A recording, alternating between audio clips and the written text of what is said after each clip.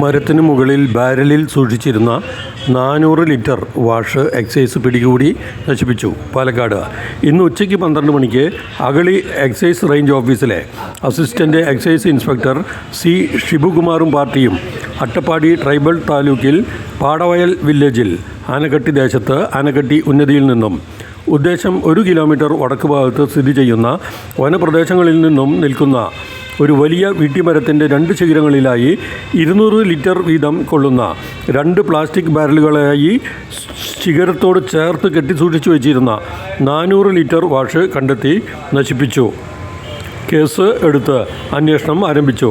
പ്രതിയായി ആരെയും അപ്പോൾ കണ്ടെത്താനായില്ല. സിവിൽ എക്സൈസ് ഓഫീസർമാരായ രംഗൻ കെ, സതീഷ് ഭോജൻ എന്നിവർ അന്വേഷണ സംഘത്തിൽ ഉണ്ടായിരുന്നു. ഇവിടെ ഇത്തരത്തിൽ ഉള്ളത് പതിവാണ്.